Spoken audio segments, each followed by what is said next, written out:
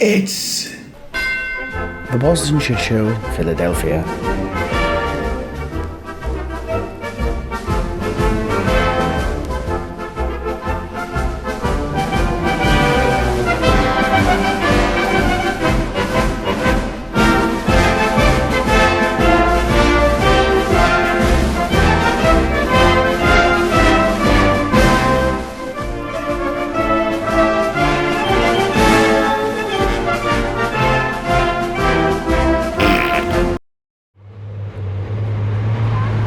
Whether you hate history or love history, you have to at least appreciate that here in Philadelphia, there's a ton of it. Right behind me is Independence Hall, where they signed that thing that made us not British anymore, which is pretty cool.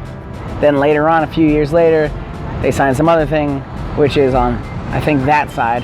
But that's where they wrote and signed the Declaration of Independence, which is pretty cool. That's the original writer's room of America. It was the that was the boiler room to come up with, hey, I want to just call it an elevator and not a lift. That's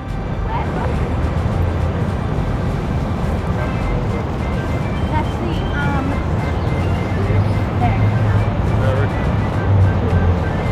National Museum of American History. You love, I don't know about the kids. Needless to say, Philadelphia is a hot tourist spot. Harry Houdini is in there.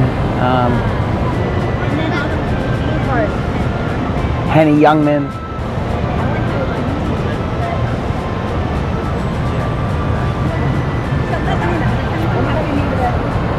Does anyone have to use the restroom? Never mind. All right.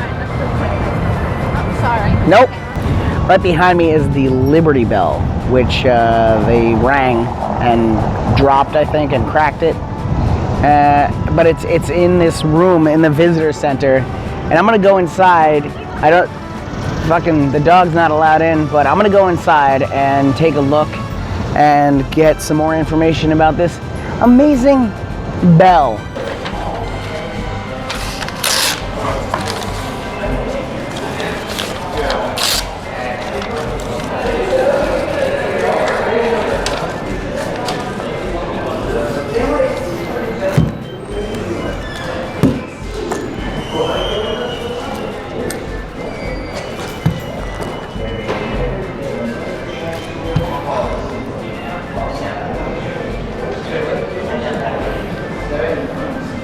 There we go. All right, now I'm American. So right behind me is the Liberty Bell. The crack is on this side. And if I've learned anything about Philly, it's that they love crack. It's big. It's a lot bigger than you would expect just for bells. But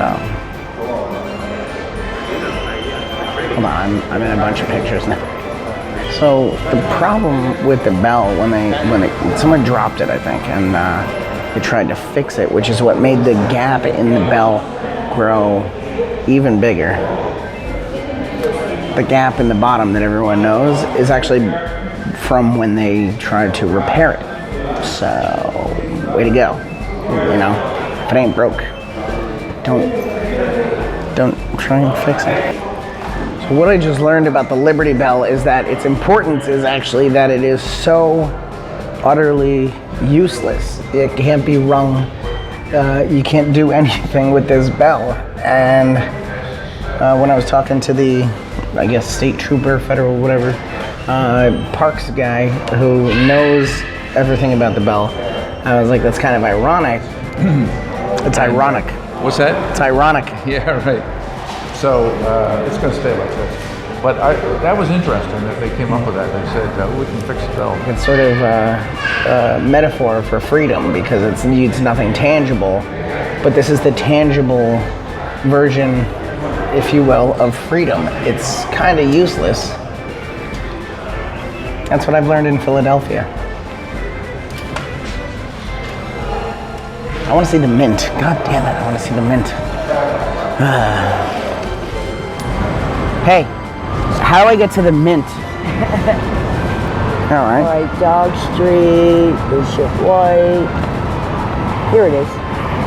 City Tavern, Right, and That was the Welcome Park unofficial- is across the street. unofficial meeting place of Everything, they the. celebrate the Constitution there. Oh, and that's where Paul Revere told them that the Boston Harbor was closed. How do I get to the Mint?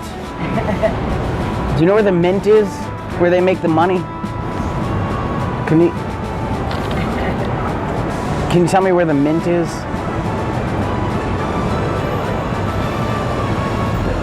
Thank you. Okay, that was actually helpful. He hit it right on the nose.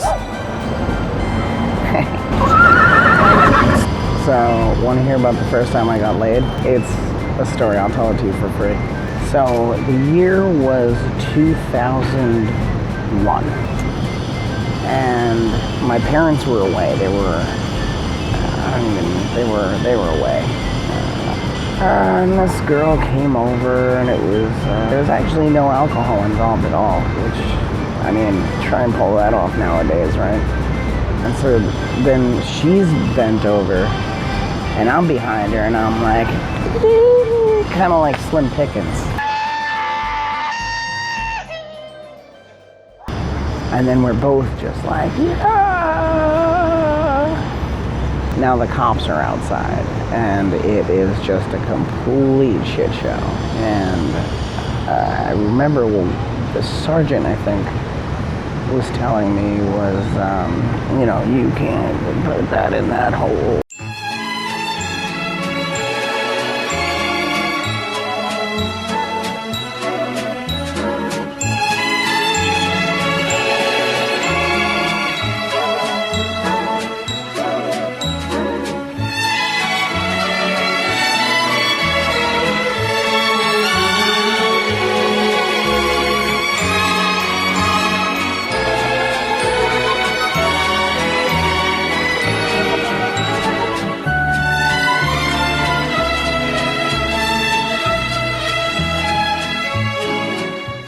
All right, so I got a provolone cheesesteak, an American cheese steak, and a Cheese Whiz cheesesteak, just to see what the all the hullabaloo is about. So this one is the Whiz. So we're gonna go with Whiz. They all have onions, by the way. What I've noticed, I've already taken a couple bites. They're the most boring fucking sandwiches I could ever imagine. They're not salted. They put zero flavor into them. They need a little hot sauce. If you're gonna get a cheesesteak in Philadelphia, get it with the Cheese Whiz. So that little bit of salt from being processed cheese goes a long way.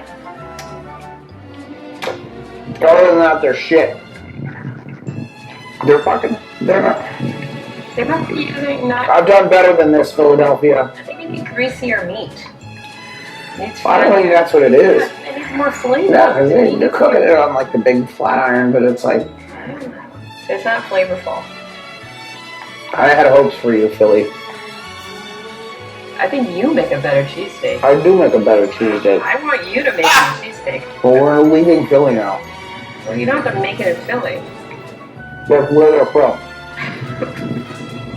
But you can make a cheesesteak when we get to Louis. Hi, Amanda. Amanda's watching. Cheesesteak, this bite's for you. Can I have a cheesesteak? Yeah. Here. There's a bunch of them in here. I want a cheese with one. Here. What's this one? Careful, it's really sloppy. Because it's the only one with anything in it. No, but really though, it's very wet. It's soggy. Yeah. Hold it up for the people watching. Look at that. It's alright. One bite. You know when you're eating something and it's pretty good and you don't want to finish it because you know the only other things you have to eat are much worse?